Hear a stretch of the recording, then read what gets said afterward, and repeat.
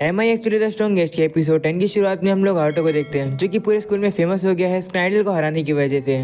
सभी टीचर उसे अपने पास बुलाते हैं और कहते हैं कि तुम तो काफी अमेजिंग हो, तुम तो मार्गव की बेटी हो ना। जैसे तैसे करके हारुतो वहाँ से बाहर आता है और वो कहते हैं कि आखिरकार ये क्या हो रहा है। मुझे लगा कि इन लोगों ने मुझे इसलिए बुलाया है ताकि ये लोग मुझे एक्सपेल कर दे, लेकिन ये तो मेरी तारीफ ही कर रहे थे। ये सब कुछ उस अपर क्लास में स्नाइडल की वजह से हुआ है, मैं उसे छोड़ूंगा नहीं। हारुतो वहाँ से जा रहा होता है, लेकिन तभी वो सुनता है कि वहाँ पर भी बच्चे बात कर रहे होते हैं उसी के बारे में कि उसने किस तरीके से स्नाइडल को हराया। उनकी बातें सुनकर हारुतो कहते हैं क्या पूरा स्कूल मेरे बारे में बात कर रहा है, मैं ये सहन नहीं कर सकता हूँ, मुझे अपने रूम में जाना है जल्दी से जल्दी। हारुतो वहाँ से जा रहा होता है, तभी प्रोफेसर उसे देखती है और उसका नाम पुकारती है, तो हारुतो पीछे मुड़कर सीधा मना ही कर देता है। जिस पर प्रोफेसर कहती है कि मैंने तो अभी तो कुछ कहा भी नहीं, मैं तुमसे कल के लिए माफी मांगना चाहती हूँ। मुझे रियलाइज हुआ कि वो मुझे तुम्हारे साथ नहीं करना चाहिए था, चलो उस बात को छोड़ो, प्लीज मेरी रिसर्च लैब को तुम ज्वाइन कर लो। तो हारुतो से कहता है माफ कर दो, मुझे याद नहीं कि हम लोगों ने इसके बारे में कब बात करी थी, अब मैं यहाँ से जा रहा हूँ। ऐसा बोलकर हारुतो वहाँ से जा रहा होता है, तभी प्रोफेसर उसके हाथ को पकड़ लेती है और कहती है तो फिर मेरे पास और कोई भी चॉइस नहीं बची है, मैं सब कुछ तुम्हें वापस से एक्सप्लेन कर दूंगी। ये सुनकर हारुतो परेशान हो जाता है और मन में कहता है कि ये कभी हार नहीं मानती है क्या। जिसके बाद प्रोफेसर हारुतो को बताती है कि ये एकेडमी 2 करिकुलर ऑफर करता है और तुम्हें उनमें से किसी में एनरोल होना होता है। पहला होता है नाइट कोर्स, उसमें तुम सीखोगे कि मैजिक को यूज और अप्लाई कैसे किया जाता है। ये कोर्स उन लोगों के लिए है जो कि किंगडम की मेन आर्मी के लिए सोल्जर या नाइट बनना चाहते हैं। और दूसरा कोर्स है रिसर्चर कोर्स, उसमें तुम्हें रिसर्च करनी होती है, अलग मैजिक के फॉर्म को डेवलप करना होता है और भी काफी सारी चीजें करनी होती है। प्रोफेसर अब हारुतो से कहती है कि तुम्हारे एंट्रेंस एग्जाम देखकर लगता है कि तुम्हें एंशिएंट मैजिक के अंदर इंटरेस्ट है। तो हारुतो कहता है हाँ शायद से। ये सुनकर प्रोफेसर कहती है अगर ऐसी बात है तो तुम्हें मेरे अंडर काम करना चाहिए। तो हारुतो कहते नहीं, मैं आपकी छोड़कर किसी और की लैब को चुनना चाहूंगा। प्रोफेसर अब भी हारुतो की बात नहीं मान रही होती, वो जबरदस्ती उसे साइन कराने लगती है। लेकिन तभी हम लोग देखते हैं वहाँ से लाओस आ रहा होता है, जो कि हारुतो को देखकर कहते हैं फाइनली मैं तुम्हें ढूंढ लिया। ऐसा बोलने के बाद वो हारुतो के ऊपर आकर हारुतो को मुक्का मारने वाला होता है, लेकिन हारुतो उसके हाथ को पकड़कर उसे जमीन पर गिरा देता है। जिसके बाद हारुतो सोचता है कि ये लड़का मेरे ऊपर हमला क्यों कर रहा है। तभी हम लोग देखते हैं वहाँ पर मारियाना आ जाती है, जो कि लाओ से कहती है कि ये कैसा तरीका हुआ किसी को ग्रीट करने का। ये सुनकर अब हारुतो नीचे चेक करता है और वो ये देखकर शौक हो जाता है कि उसने जिसको नीचे गिरा रखा है वो लाओ ही है। वहीं मारियाना हारुतो से कहती है कि मिले काफी समय हो गया, जिस पर हारुतो मन में कहता है कि मारियाना हमेशा की तरह खूबसूरत लग रही है। वहीं लाओस खड़ा होकर हारुतो से कहते हैं कि क्या तुम पहले से स्ट्रॉन्ग बन गए हो। तो हारुतो कहते हैं हाँ शायद, लेकिन तुम भी काफी बफ हो गए हो, लेकिन क्या तुम्हें मुझसे कोई काम है। तब मारियाना हारुतो से पूछती है क्या तुमने डिसाइड किया है कि तुम्हें सबसे पहले कहाँ एनरोल होना है। तो हारुतो कहते हैं नहीं अभी तक तो नहीं किया। ये सुनकर मारियाना काफी खुश होती है और वो उसे कहती है अगर ऐसी बात है तो क्या तुम मेरी रिसर्च लैब को ज्वाइन करोगे। तभी लाओस मारियाना से कहती है कि गलत बात है, हारुतो मेरे साथ जाएगा। ये सुनकर प्रोफेसर भी गुस्सा हो जाती है और वो दोनों से कहती है तुम दोनों चुप हो जाओ, उसने पहले डिसाइड कर लिया कि वो मेरी लैब को ज्वाइन करेगा। तो लाओस उसे कहते हैं कि ऐसा कैसे हो सकता है, एक टीचर उसे कैसे जबरदस्ती कर सकती है। तो प्रोफेसर कहते हैं कि सेम बात तुम पर भी लागू होती है, क्योंकि तुम रॉयल्टी हो, ये मत सोचना कि मैं तुमसे डर जाऊंगी और वापस हट जाऊंगी। वो लड़ी रहे होते तभी लाओस उसे कहते हैं क्या प्रोफेसर टीरेटा लुसेनेलो। ये सुनकर प्रोफेसर हैरान होती है और कहती है क्या तुम एक प्रिंस हो और तुम मेरे बारे में जानते हो, इसका मतलब रॉयल फैमिली को मेरे रिसर्च के अंदर इंटरेस्ट है। तभी लाओस हारुतो से कहने लगता है कि क्या तुम सही में इसी के साथ जाओगे, ये बेकार के पुराने मैजिक के ऊपर रिसर्च करती है तो इसके साथ तुम्हें कोई भी फायदा नहीं मिलेगा। ये सुनकर प्रोफेसर उसे कहती है कि मुझे कोई रिजल्ट नहीं मिलता है, बल्कि कोई मेरी रिसर्च को समझ नहीं पाता है। ये सुनकर लाओस हारुतो से कहते हैं देखा तुमने। और अब ये सुनकर प्रोफेसर को गुस्सा आ जाता है और उसे कहते हैं कि क्या तुम मुझसे लड़ना चाहते हो। तो लाओस उसे कहता है कि हारुतो मेरे वाली लैब के अंदर ही एनरोल होएगा। वो तीनों ही मिलकर अब हारुतो से कहते हैं कि प्लीज मेरी वाली लैब को ज्वाइन करो। उनकी बातें सुनकर हारुतो परेशान हो जाता है और सोचने लगता है कि वो क्या करे। तो हम लोग देखते हैं वहाँ पर वही व्हाइट बालों वाली लड़की आ जाती है, जो कि कुछ बोलने वाली होती है। उसे देखकर प्रोफेसर कहती है कि तुम्हें क्या चाहिए, अब क्या तुम भी हारुतो को छीनने आई हो। जिस पर वो कहती है नहीं, मैं तो बस उसे बात करने आई हूँ। वो अब काफी ज्यादा नर्वस लग रही होती है बोलने पर। तो हारुतो कहता है कि लगता है कोई बात है जो कि वो यहाँ पर डिस्कस नहीं कर सकती है, मैं इसी मौके का यूज कर सकता हूँ यहाँ से भागने के लिए। हारुतो अब जाकर उसके हाथ को पकड़ लेता है और सभी से कहते हैं माफ करना, मुझे याद है कि मैंने इस लड़की के साथ प्लान बनाए थे, इसलिए मुझे यहाँ से जाना होगा। ऐसा बोलकर वो उस लड़की को वहाँ से ले जाता है। ये देखकर मारियाना पागल हो जाती है और वो लाओस से कहती है कि आखिरकार इस लड़की का हारुतो के साथ क्या रिलेशनशिप है। जिस पर लाओस कहते हैं मुझे क्या पता। वहीं पर दूसरी तरफ प्रोफेसर काफी गुस्सा होती है, वो कहती है कि मैं हारुतो के ऊपर कभी भी गिव अप नहीं करूंगी। और अब अगली सीन में लोग देखते हैं शाम हो जाती है। वो लोग दौड़ दौड़ कर काफी दूर आ जाते हैं। हारुतो अब उस लड़की से माफी मांगता है उसे इन सब चीजों में इन्वॉल्व करने के लिए, और वो उसे पूछता है कि तुम्हें क्या चाहिए। तो लड़की कहती है कि मैं एक बात के बारे में काफी ज्यादा क्यूरियस हूँ, तुम वही सेम पर्सन हो ना जो कि मुझे कल मिले थे। ये सुनकर हारुतो शॉक हो जाता है और सोचता है कि इसे कैसे पता। वो उसे पूछता है कि तुम्हें क्या कह रही हो, मुझे समझ नहीं आ रहा। तो लड़की कहती है मेरे लिए तुम बिल्कुल अलग डिफरेंट पर्सन लग रहे हो जो कि तुम कल थे। ये सुनकर अब हारुतो का बैरे गलती से एक्टिवेट हो जाता है। उसके प्योर रिफ्लेक्स की वजह से हारुतो सोचने लगता है कि क्या ये पता लगा सकती है मेरे और कॉपी के डिफरेंस के बीच में। इससे ये तो पता लग रहा है कि ये कोई आम पर्सन नहीं है।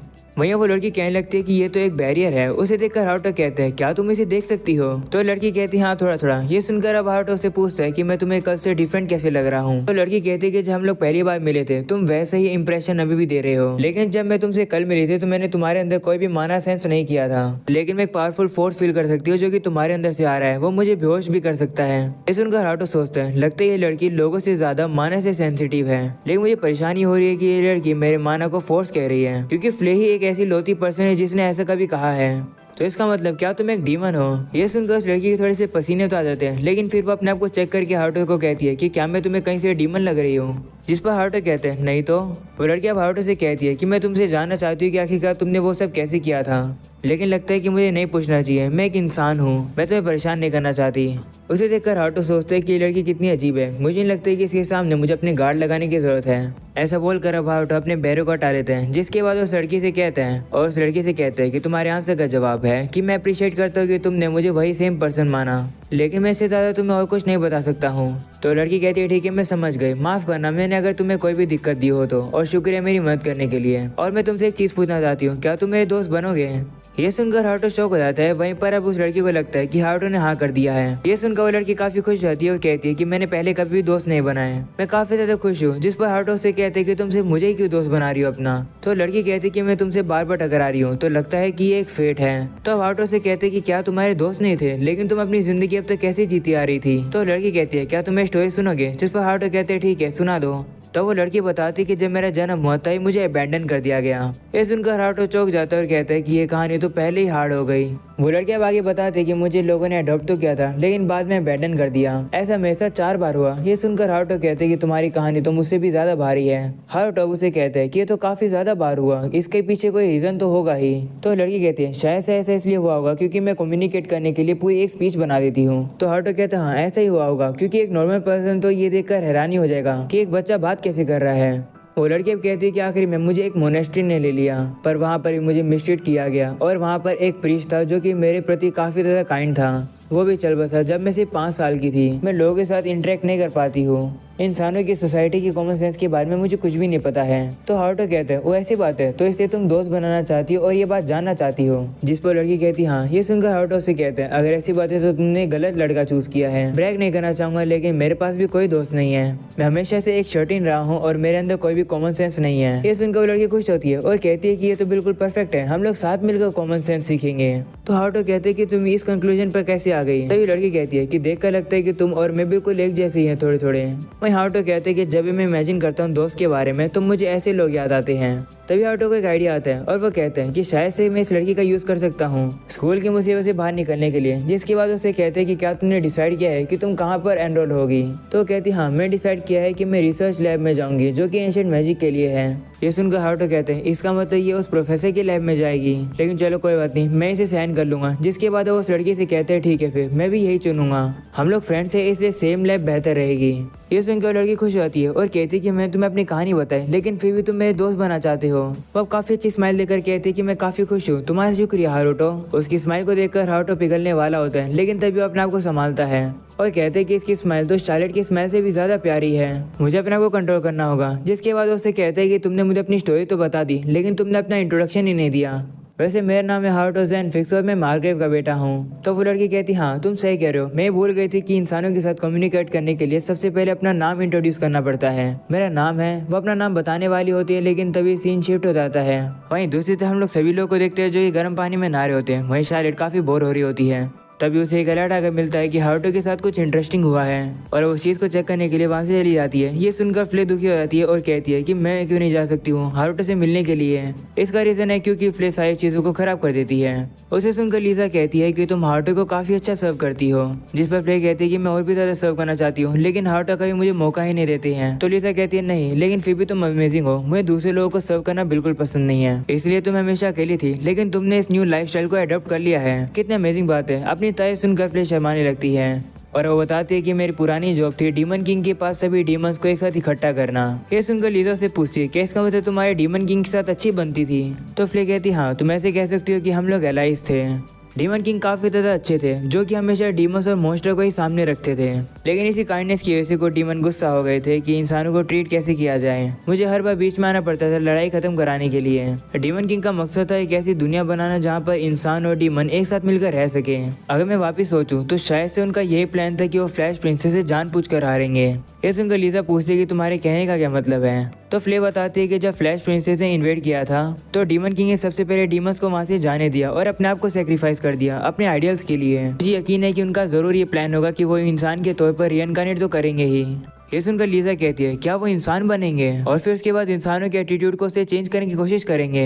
तो फ्ले कहती हाँ। ये सुनकर लीजा कहती है कि मैंने कभी नहीं सोचा था कि डीमन किंग ने इस चीज पर इतना थॉट लगाया था। फ्ले अब कहती है कि कितनी ज्यादा अजीब बात है कि डीमन किंग का जन्म उसी फ्लैश प्रिंसेस के पेट से हुआ है जिस फ्लैश प्रिंसेस ने उसे पिछले जन्म में मारा था। फ्ले अभी भी हारुतो को डीमन किंग समझती है। फ्ले अब कहती है कि हारुतो ने मुझे बताया कि रिइनकार्नेट होने से पहले की मेमोरीज हारुतो को याद नहीं है। शायद से उसने अपनी मेमोरी खुद ही से खत्म करी होगी जिससे कि वो रूथलेस ना बन सके। डीमन किंग ऑफ फनली हमारी स्पीसीज को एक नाम देते हैं। तो देखो तो कितनी कमाल की बात है कि लॉर्ड हारुतो ने मुझे मेरा नाम दिया। यह सुनकर अब लीजा से कहती है कि वैसे डीमन किंग का नाम क्या था। तो फ्ले बताती है डीमन किंग का नाम था इरिसफिलिया। और अब सीन शिफ्ट होता है जहाँ पर लड़की हारुतो को अपना नाम बताती है और उसका नाम भी होता है इरिसफिलिया। तो हारुतो से कहते हैं कि नाम थोड़ा बड़ा लग रहा है, क्या मैं तुम्हें इरिस बुला सकता हूँ। ये सुनकर इरिस कुछ आती है और वो कहती है कि मुझे मेरे पुराने दिन की याद आ गई जब मेरे पास शॉर्ट नेम हुआ करता था। तब हारुतो से कहते हैं कि अब हम लोग दोस्त बन ही गए हैं तो मैं अब यहाँ से जा रहा हूँ। तभी इरिस उसे रोकती है और उसे कहती है कि क्या तुमने क्लासेस को साइन अप कर लिया है। तो हारुतो कहता है नहीं मैंने अभी तक नहीं किया। ये सुनकर इरिस कहती है ऐसी बात है तो हम लोग एक साथ मिलकर उसे पूरा करते हैं, वो भी अभी। तो हारुतो मान जाता है और अब उसे कहते हैं ठीक है चलो मेरे रूम में चलते हैं। जिस पर इरिस भी मान जाती है, जिसके बाद हारुतो उसे अपने साथ ले आता है अपने रूम के पास। रूम के बाहर आने के बाद हारुतो सोचता है कि मैं बिना सोचे समझे इसे ले तो आया लेकिन ये एक लड़की है, मैं इसे मना भी नहीं कर सकता हूँ, नहीं तो काफी ज्यादा अजीब लगेगा। इसलिए जल्दी से जल्दी काम को पूरा करते हैं जिससे कि ये यहाँ से जल्दी चली जाए। ऐसा बोलने के बाद वो गेट को खोलता है और अब पता लगता है कि वहाँ तो शार्लेट बैठी होती है। शार्लेट इरिस को देखकर काफी शौक हो जाती है और वो हारुतो से कहती है कि क्या ये तुम्हारी प्यार है। तभी हारुतो से कहते हैं नहीं ये बस मेरी दोस्त है। ये सुनकर शार्लेट थोड़ी रिलीफ फील करती है और कहती है कि मुझे अलर्ट मिल गया था कि तुमने एक न्यू दोस्त बनाया है, आप तो काफी कमाल के हो, इतनी जल्दी आपने दोस्त बना लिया। वो अब हारुतो से कहती है कि मुझे पता है कि आप 5 से 10 लवर अपने लिए इसी तरीके से जल्दी ढूंढ लोगे। ये तो आपके लिए काफी सिंपल काम है, इसलिए मुझे जल्दी से तैयार होना होगा क्योंकि आखिरकार मेरा प्लान जो है मैं आपकी दूसरी वाइफ बनना चाहती हूँ। ऐसा बोलने के बाद शार्लेट आकर हारुतो को गले लगाने लगती है। वहीं पर हारुतो सोचने लगता है कि ये क्या कह रही है, लगता है बच्चे ऐसे ही सोचते हैं। वह शार्लेट से कहती है कि तुम्हें जो करना है तुम कर सकती हो। ये सुनकर शार्लेट खुश होती है और वो हारुतो का शुक्रिया करती है। वहीं पर इरिस हारुतो से कहती है कि क्या तुम लोग का सिबलिंग्स वाला प्यार थोड़ा अजीब नहीं लग रहा है। जिस पर हारुतो कहते हैं हाँ अजीब तो लग रहा है, और हाँ वैसे ही मेरी बहन है शार्लेट, और शार्लेट ये है मेरी दोस्त इरिस। ये सुनकर शार्लेट इरिस को ग्रीट करती है। वो ग्रीट मिलने के बाद इरिस काफी खुश होती है। जिसके बाद वो लोग बैठ जाते हैं क्लास के साइन अप भरने के लिए। वहीं पर हारुतो शार्लेट से कहते हैं कि हम लोग कुछ काम कर रहे हैं इसे हमें डिस्टर्ब मत करना। तो शार्लेट भी मान जाती है और वो चुपचाप से बैठ जाती है और वो लोग अपने काम को शुरू करते हैं। वहीं पर अब हारुतो एक डाइस को फेंकता है। उसे देखकर इरिस कंफ्यूज होती है और कहती है कि ये क्या है, क्या इसका कोई मैजिकल मतलब है। तो हारुतो कहते हैं नहीं मैं तो बस इसे क्लास चुनने के लिए यूज कर रहा हूँ। ये सुनकर शार्लेट कहती है इरिस मैं तुम्हें समझाती हूँ इसका मतलब, भले हारुतो कोई सी क्लास ले उसके लिए वो इजी रहेगी। ये सुनकर इरिस कहती है वो ऐसी बात है क्या, काफी अजीब बात है। थोड़ा सा काम करने के बाद हारुतो थक जाता है और वो शार्लेट से कहता है कि क्या बाकी की क्लासेस तुम फिल कर सकती हो जो कि मेरे लिए सूट करे। तो शार्लेट कहती है हाँ मैं जरूर करूंगी, मेरे लिए ये काम तो काफी ऑनर का है। जिसके बाद वो सभी क्लासेस को चुन लेती है, जिसे देखकर हारुतो खुश होता है और कहता है कि तुमने मेरी काफी अच्छी मदद करी, शुक्रिया। ये देखकर इरिस हारुतो से कहती है कि क्या तुम इसे चेक नहीं करोगे कि शार्लेट ने क्या लिखा है। तो हारुतो कहते हैं नहीं, अगर शार्लेट ने मेरी क्लासेस को चुना है तो मुझे कोई दिक्कत नहीं है। ये सुनकर शार्लेट शर्मा जाती है और वो हारुतो से कहती है कि मुझे नहीं पता था कि आप मुझ पर इतना ट्रस्ट करते हो। तभी इरिस हारुतो से कहने लगती है कि क्या तुमने एकेडमी को ज्वाइन इसलिए नहीं किया था क्योंकि तुम्हें कोई गोल अचीव करना है। तभी शार्लेट उसे कहती है कि हारुतो का गोल एकेडमिक से भी बाहर का है। ये सुनकर इरिस कहती है कि वो कौन सा गोल है। तो शार्लेट कहती है मैं तुम्हें नहीं बता सकती हूँ, भले तुम एक फ्रेंड हो, और अगर तुम ये सोच रही हो कि हारुतो दूसरों से सीखना है तो तुम गलत सोच रही हो। हारुतो पहले से दुनिया में सारी चीजों को अकम्प्लिश कर चुका है। ये सुनकर इरिस शॉक होती है और वो हारुतो से कहती है कि मुझे नहीं पता था कि तुम इतने ज्यादा अमेजिंग हो। ये सुनकर हारुतो सोचता है कि ये तो शार्लेट की बातों में आ गई, मुझे माहौल शांत कराना पड़ेगा। वो अब शार्लेट से पूछते है कि वैसे तुम यहाँ पर क्यों आई थी। तो कहती कि जिस काम के लिए मैं आई थी वो काम पूरा हो गया है, इसलिए मैं वापस जा रही हूँ। ऐसा बोलकर आइरिस एनीवेयर डोर का यूज करके वहाँ से जा रही होती है। ये देखकर हारुतो कहता है कि मैं इरिस को एनीवेयर डोर के बारे में नहीं पता लगने दे सकता हूँ। इसलिए हारुतो जाकर इरिस के सामने अपने हाथ अड़ा देता है। जिसके बाद शार्लेट भी वहाँ से चली जाती है और अब हारुतो भी अपने हाथों को हटा लेता है और अब इरिस कहने लगती है कि मुझे अभी भी एक डोर की आवाज़ सुनाई दी। तो हारुतो उसे कहता है कि उस बात पर गौर मत करो, हम लोग अपने काम पर फोकस करते हैं। ऐसा बोलकर अब वो लोग अपने काम पर फोकस करते हैं और उनका काम पूरा हो जाता है। वो अब इरिस से कहते हैं चलो हम लोग हार्डवर्क करेंगे और वो अपने मन में कहता है मैं तब तक हार्डवर्क करूंगा जब तक मैं अकेडमी से एक्सपेल ना हो जाऊँ। और अब यहीं पर हो जाता है ये एपिसोड खत्म। पसंद आया तो लाइक कर देना, चैनल पर नहीं हो तो सब्सक्राइब कर देना। मिलता है अगले एपिसोड में, तब तक के लिए बाय बाय।